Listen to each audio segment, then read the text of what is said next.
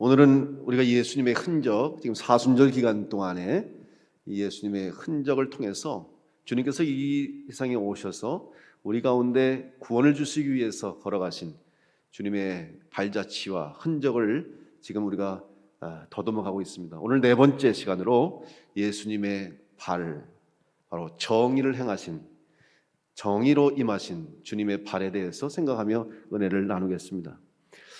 예수님께서 걸어가신 공생애의 길과 십자가의 길은 하나님의 뜻을 이루시기 위한 길이었습니다. 그 길은 하나님의 뜻이 이 땅 위에 이루어지는 것입니다. 하나님의 뜻을 이루시기 위해서 주님께서 걸으신 그 십자가의 길, 바로 정의의 길이라고 할 수 있습니다. 그 길은 하나님께서 원하시고 하나님이 기대하시는 길이죠. 왜냐하면 하나님의 뜻을 이루시기 위해서 주님께서 오셨기 때문에 주님이 가시는 길과 주님이 행하신 모든 일들은 바로 하나님의 뜻이라고 할 수가 있는 것입니다.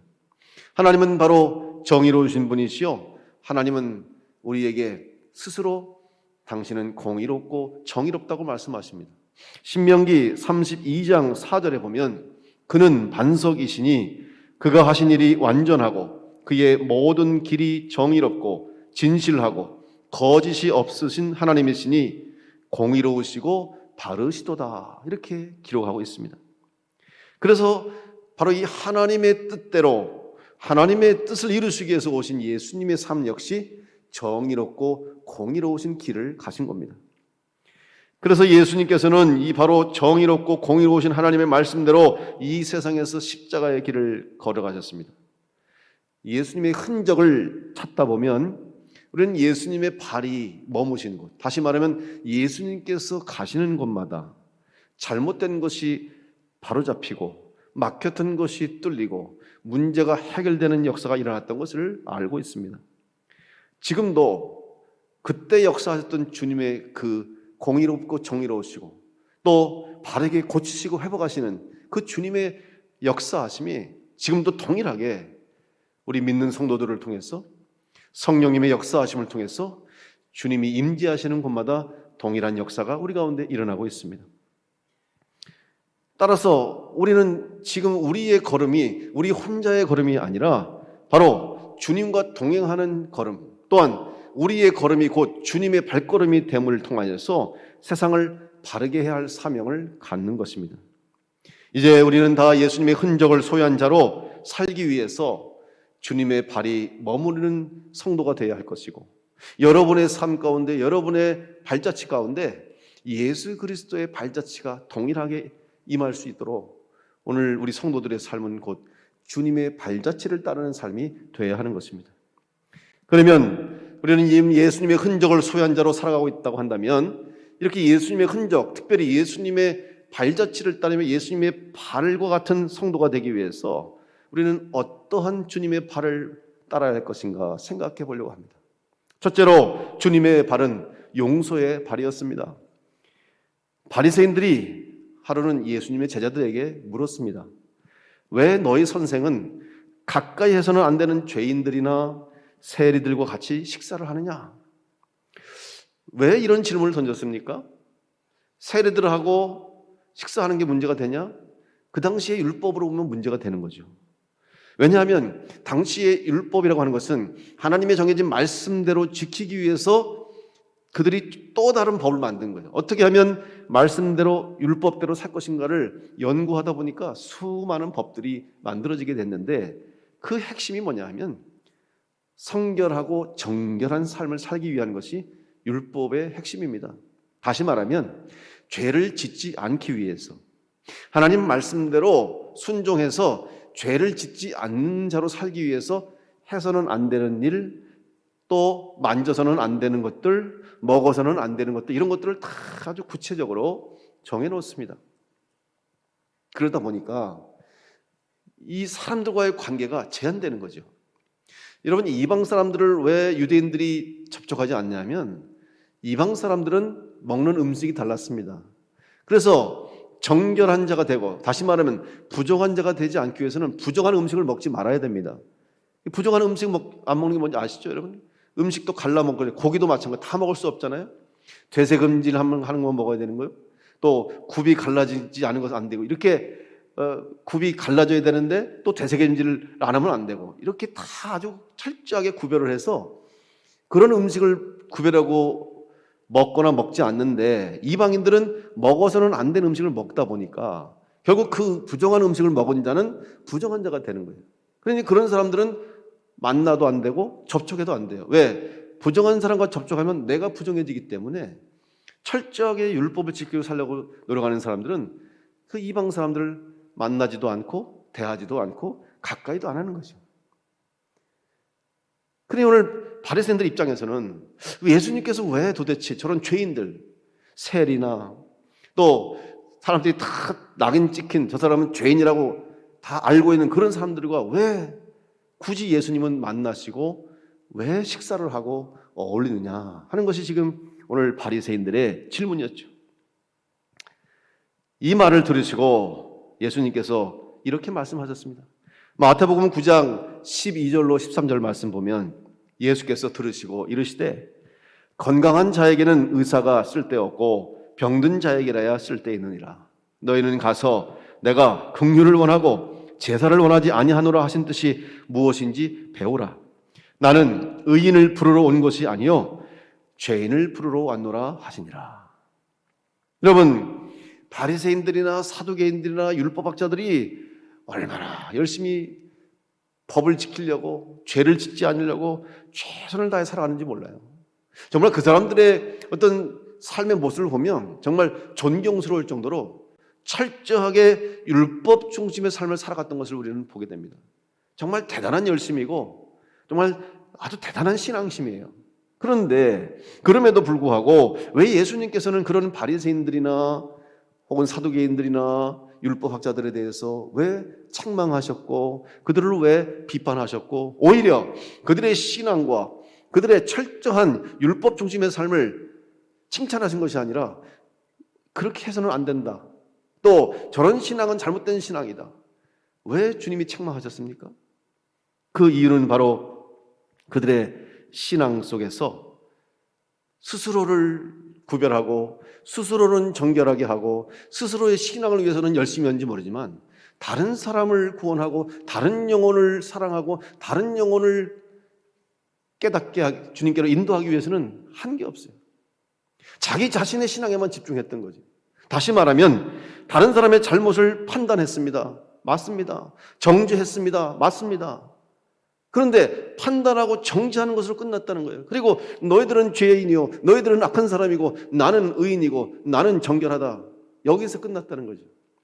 이것은 하나님의 뜻이 아니라는 것을 주님께서 말씀하신 것입니다.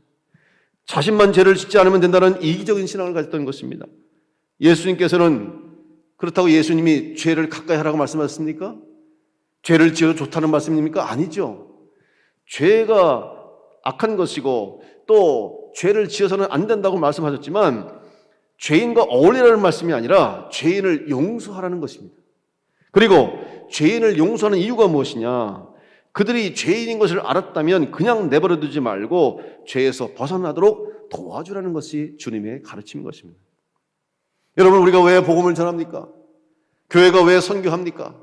우리가 왜 선교사를 지원하고 또 해외 교회를 건축하고 해외에 많은 선교 헌금을 하고 또 우리 국내 선교사들 또 목사님들에게 지원을 하고 부지하고 후원하고 왜 이런 일을 합니까? 목적이 바로 교회의 목적이 거기에 있기 때문이죠. 영혼을 구원하는 거예요. 다시 말하면 죄인으로 죽을 수밖에 없는 영혼들을 구원받도록 하는 것이 오늘 교회의 존재 목적이요, 성도의 사명이요, 하나님께서, 주님께서 우리에게 원하시는 일이기 때문에 우리는 지금도 그 일을 하고 있고 앞으로도 그 일을 해야 할 줄로 믿습니다. 그 일의 출발이 뭡니까? 죄인을 용서하는 것이, 죄인을 용서하는 마음으로 그들을 다가가야 됩니다. 이게 주님의 모습이었어요. 주님이 그들을 찾아가신 이유는 그들을 정죄하심도 아니요, 그들을 판단하시기 위한 것도 아니고 그들을 긍휼히 여기시고 용서하시기 위해서 그들 가운데로 찾아가신 줄로 믿습니다. 이제 오늘 우리는 주님의 뒤를 따르는 그리스도인으로서, 제자로서, 또 주님의 발자취를 따라가는 성도로서 이 세상을 바라볼 때 여러분, 지금 교회의 시선은 세상을 향해서 너희들은 악하다, 너희들은 죄인이다, 너희들은 멸망당할 것이다, 너희들은 지옥 간다, 이런 시각으로 보지 말고 오히려 그들이 죄인이요 그들이 구원받지 못함으로 말미암아 지옥 갈 수밖에 없는 영혼이라면 그들을 향한 안타까운 마음을 가지고 그들을 구원하기를 원하시는 하나님의 마음을 품고 그들을 용서하시기 위하시는, 그래서 구원을, 십자가의 구원을 이루시기 위해서 이 땅에 오신 주님의 뜻을 이루시기 위해서 그들을 향해서 용서의 마음으로 다가가신 주님의 마음을 품고 오늘 우리 교회와 성도들은 세상을 향해서 용서의 손길을 내밀고 용서의 마음으로 품고 그들을 위해서 기도하고 그들에게 복음을 전하고 그들을 구원해야 할 사명이 우리에게 있는 줄로 믿습니다. 이제 우리가 그 주님의 발이 되어서 죄인들을 용서할 수 있는 믿음의 성도들 되시고 또 용서함으로 구원의 문에 들어올 수 있도록, 구원할 수 있도록 쓰임받는 우리 교회와 여러분 될 수 있기를 간절히 축복합니다. 두 번째 주님의 발은 용서의 발과 그 다음에 사랑의 발이 되셨습니다. 용서함으로 끝난다면 무슨 의미가 있습니까? 용서해주고 그 다음에 우리가 해야 할 일이 바로 사랑으로 품는 일입니다. 하나님의 공의는 예수 그리스도를 통한 사랑으로 완성되었습니다. 인간의 정의와 공의는 불완전합니다. 그러나 예수님께서 친히 발걸음을 우리에게 옮겨주시고 우리에게 찾아오심으로 우리는 정의로운 삶을 살게 됐습니다. 여러분, 우리가 의인이라고 말합니다. 예수 믿고 구원받은 성도들 의인이라고 칭함을 받습니다. 그러면 우리가 의인이 될 수 있는 것이 뭐예요? 우리가 완전했습니까? 우리가 정의로워서 그렇습니까? 아니면 우리가 부족함이 없어서 그랬습니까? 아니죠. 여전히 우리도 불의할 때가 많고 여전히 부족함도 많고 연약함도 많고 실수도 많고 죄도 짓습니다. 그럼에도 불구하고 하나님은 우리를 용서해 주시고 예수 그리스도의 십자가의 대속의 사랑으로 우리를 인정해 주셨기 때문에 우리는 죄인임에도 불구하고 의인의 자격, 의인이라 칭함을 받고 죄로 말미암아 죽을 수밖에 없음에도 불구하고 예수 그리스도께서 내 죄를 대신해서 내가 감당해야 할 그 죄를 대신해서 십자가에 죽으심으로 우리를 위해서 이 땅에 오셨기 때문에 우리가 그 사랑으로 덧입어 사랑에 힘입어 의인의 삶을 살게 된 줄로 믿습니다. 바로 이 사랑이 우리에게 있다는 것을 우리는 기억해야 됩니다. 아모스 5장 24절 말씀에 오직 정의를 물같이 공의를 마르지 않는 강같이 흐르게 할지어다. 아모스 선자의 예언이요 아모스 선자의 호소입니다. 정의가 물같이 흐르고 공의가 마르지 않는 강같이 흘러가는 이 땅에 그런 역사가 이루어지는 것이 어떻게 가능합니까? 그것은 오직 하나님의 은혜로 가능하고 하나님의 사랑만으로 가능한 거예요. 인간이 스스로 인간의 힘으로 정의롭게 또 공의롭게 살 수 없다는 사실이죠. 하나님의 사랑이 있기 때문에 가능한 것입니다. 하나님은 아모스 선지자를 통해서 이스라엘 백성들에게 경고해 주셨습니다. 여러분, 하나님의 날이 무슨 날입니까? 여호와의 날은 심판의 날이에요. 그럼 심판의 날은 어떤 날입니까? 믿지 않는 사람들에게는 멸망의 날이요, 두려움의 날이요, 어둠의 날이요, 공포의 날이지만 믿음으로 구원받는 성도에게는 구원의 날이요, 기쁨의 날이요, 빛의 날입니다. 그러면 이스라엘 백성들은 생각했겠죠. 하나님의 날, 여호와의 날이 임하니 우리는 이제 구원받았구나. 우리는 빛에 속하겠구나. 그런데 아모스 선지자는 이스라엘 백성들에게 말합니다. 너희들은 착각하지 말라는 겁니다. 여호와의 날, 심판의 날이 이르면 너희들이 구원을 받고 우상을 섬기는 이방 민족들은 다 죄의 결과로 멸망을 당할 줄 아는데 아니라는 겁니다. 오히려 너희들은 이스라엘 백성들이 화를 당하게 될 것이요, 그날에 너희들은 빛에 속한 자가 아니라 어둠에 속한 자가 될 것이라고 선포하고 있습니다. 무슨 이유 때문입니까? 그 이유는 하나님 앞에 온전한 예배를 드리지 못했다는 것입니다. 이스라엘 백성들은 생각하죠. 왜 우리가 예배를 안 드렸습니까? 하나님의 말씀대로 절기에 따라 절차에 따라 제사를 드리고 제물을 바치고 예배를 드렸는데 왜 우리가 예배를 드리지 않았습니까? 하나님의 뜻은 무엇입니까? 아무리 많은 제물, 아무리 많은 제사, 아무리 화려한 제사를 드려도 하나님은 그들의 중심을 보신다고 그랬어요. 순종이 제사보다 낫다고 말씀한 것처럼 하나님이 보시는 예배는 그 예배하는 자의 마음의 중심부터 보는 거예요. 그럼 그 중심이 뭡니까? 하나님을 사랑하는 마음으로 예배할 때 하나님이 우리의 예배를 받아주시는 줄로 믿습니다.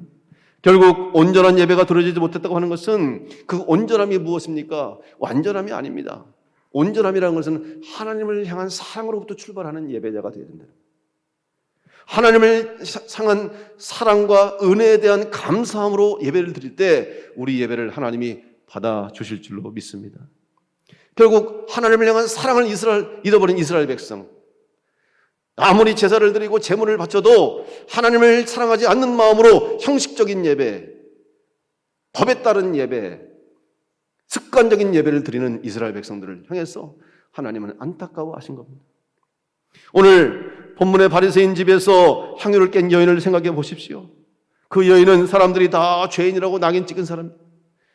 아마 성경에는 기록되어 있지 않지만 그 여인이 죄가 무엇일까? 아마 모든 사람들이 다 알 수 있는 죄였겠죠. 그래서 사람들이 다 저 사람은 죄인이고 자기도 죄인인 줄 알고 사람들도 죄인인 줄 알았어요. 그런데 오늘 그 여인이 시몬 바리새인 집에 주님이 오셨다는 말을 듣고 주님 앞에 나왔습니다.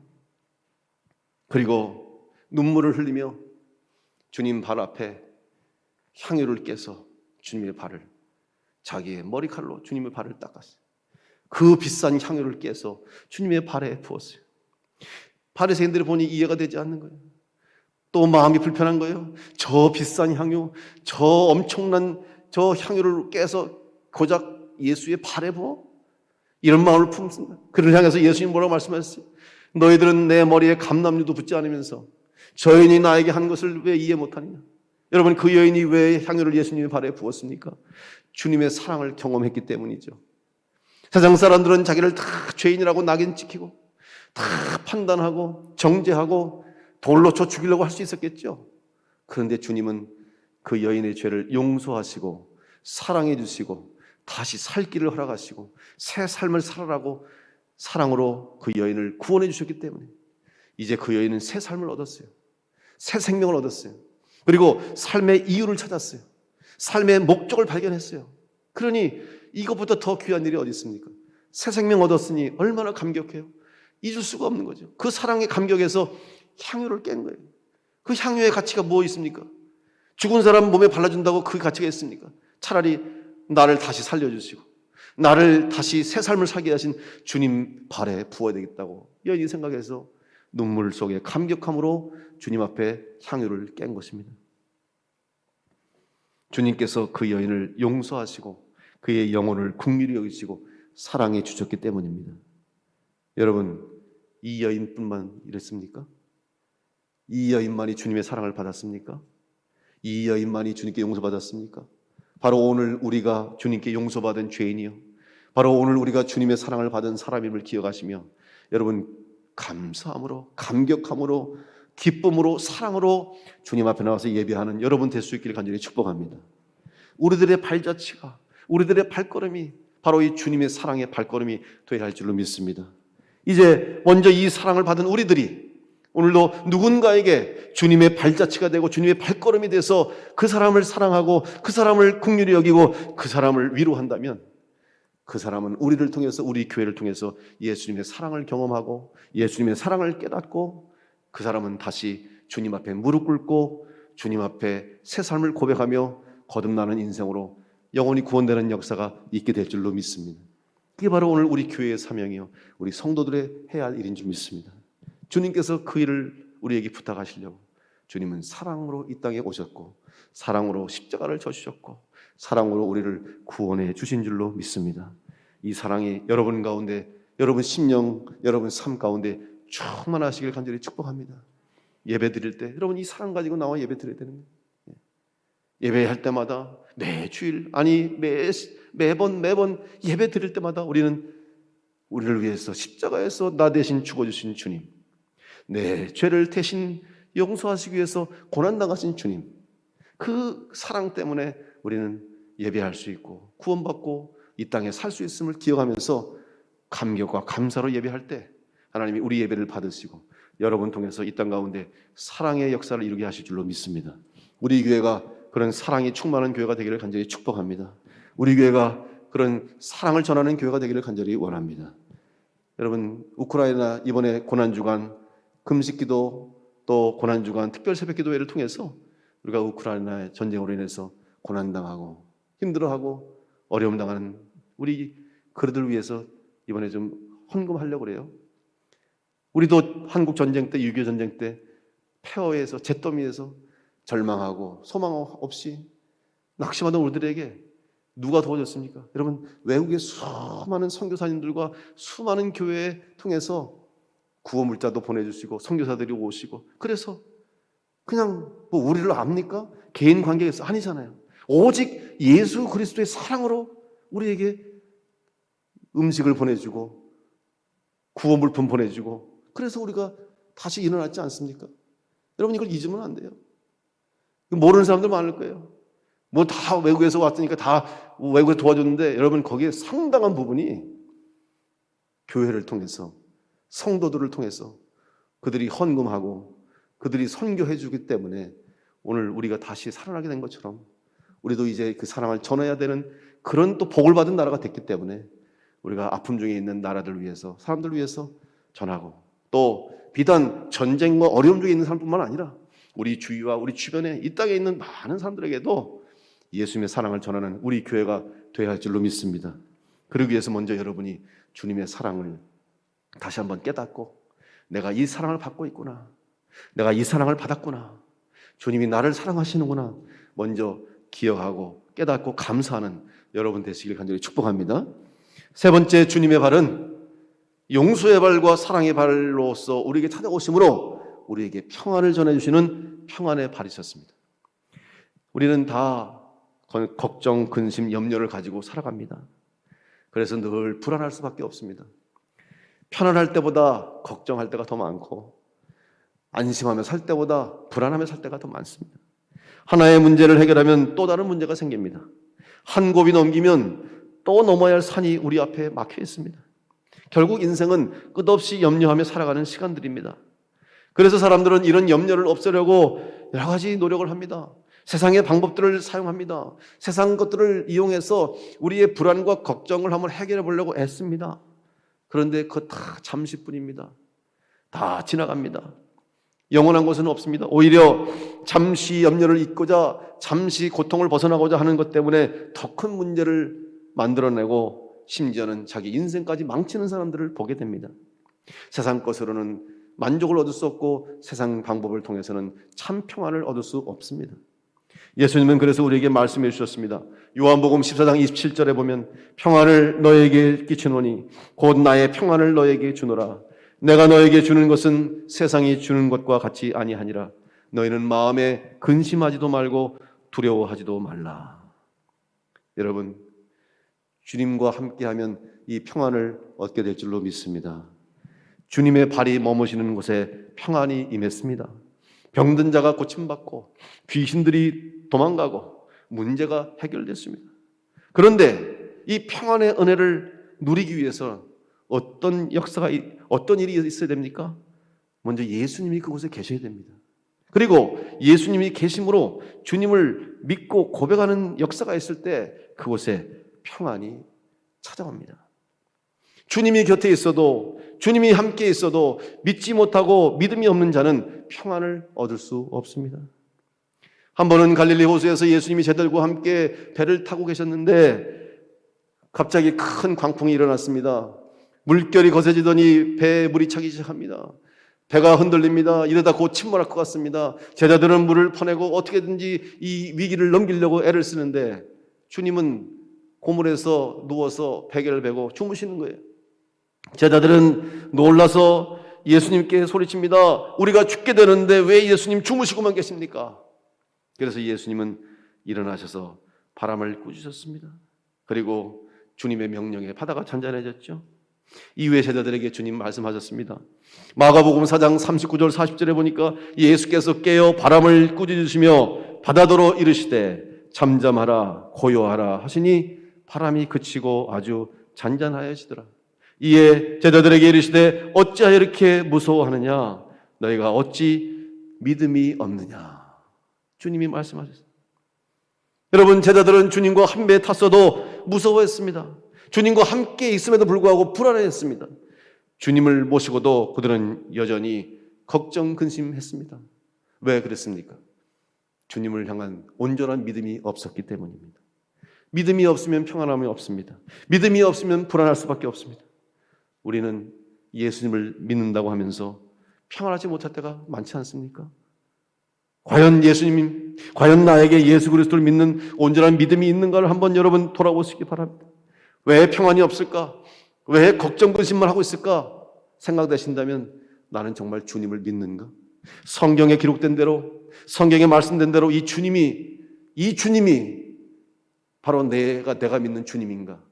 그 믿음이 있다면은 주님이 이 땅에 오셔서 했던 모든 역사들이, 모든 일들이 지금도 동일하게 오늘도 내 삶 가운데, 우리 가운데 동일하게 역사하실 줄 믿고 주님을, 예수 그리스도를 여러분 구주로 고백하실 때 여러분 가운데 평안의 은혜가 임하게 될 줄로 믿습니다. 우리는 믿음으로 주님을 모셔야 합니다. 믿음으로 주님 앞에 나와야 됩니다. 예수님을 온전히 믿을 때 여러분의 영육간에 평안이 임하게 되는 은혜가 있게 될 줄로 믿습니다. 이제 평안의 은혜를 누리시기 바랍니다. 부활하신 후에 주님께서 제일 먼저 선포하신 게 뭐예요? 평안할지어다. 평안을 외치신 거예요. 이제 우리는 그 평안을 누리되 이 평안을 또한 세상에 전하는 성도와 교회가 되어야 할 줄로 믿습니다. 많은 사람들이 평안을 얻지 못해서 고통 속에서 괴로워합니다. 고통 속에서 신음합니다. 고통 속에서 살려달라고 호소하고 있지 않습니까? 왜 세상 사람들이 화를 이렇게 냅니까? 왜 세상 사람들이 싸웁니까? 왜 폭력을 씁니까? 결국 알고 보면 살려달라는 얘기예요. 자기의 고통, 자기를 살려달라는 거예요. 오늘 우리 교회가, 우리들이 그들에게 참 평안을 전해야 할 줄로 믿습니다. 주님 찾아가 주시고 주님이 그들과 함께 하시면 그들이 모든 불안과 걱정과 염려를 내려놓고 이 땅 가운데서 주님의 사랑으로 말미암아 회복되는, 새롭게 되는 역사가 있게 될 줄로 믿습니다. 그 일을 이뤄가는, 평안을 전하는, 평화를 전하는 우리 교회와 성도가 되시길 간절히 축원합니다. 누가복음 10장 5절로 6절에 어느 집에 들어가든지 먼저 말하되 이 집이 평안할지어다 하라. 만일 평안을 받을 사람이 거기 있으면 너희의 평안이 그에게 머물 것이요 그렇지 않으면 너희에게로 돌아오리라. 주님은 제자들을, 성도들을 보내면서 평안을 전하라고 부탁하셨습니다. 오늘 우리 교회가 세상 가운데 전해야 할 복음 사명 중에 바로 평안이 있음을 믿으시고 이 평안을 전하는 여러분 될 수 있길 바라고, 그러기 위해서 먼저 여러분 자신부터, 여러분의 심령부터, 여러분의 가정부터, 여러분의 삶부터 우리 주님이 찾아오심으로, 주님이 내 삶 가운데 임재하심으로 나를 용서해 주시고 사랑해 주시고 구원해 주시고 평안을 주신 그 십자가의 사랑을 덧입어서 평안을 누리는 자가 될 때 여러분을 통해서 이 땅에 예수 그리스도의 평화가 전해되는 역사가 있게 될 줄로 믿습니다. 다시 한번 이 사순절에 주님이 나를 사랑해 주시고 내 죄를 사해 주시고 나를 구원하시고 또 나를 살리시기 위해서 이 땅에 오셨음을 믿고 그 주님의 사랑을 덧입어서 여러분의 마음속에 모든 걱정과 염려와 근심과 무거운 짐을 다 주님 앞에 내려놓게 될 때 주님이 대신 져주시고 책임져 주시고 해결해 주실 줄로 믿고 여러분은 평안을 누리시며 이 평안을 전하는 자로 승리할 수 있기를 간절히 축원합니다. 다시 한번 이 시대 가운데 주님이 원하시는 발자취를 전할 수 있는 우리가 될 수 있도록 주님의 발이 되어서 이 세상을 향해서 사랑과 용서와 평안의 발걸음을 행하는 우리 모든 성도들과 우리 교회가 되기를 간절히 축원합니다. 기도하겠습니다.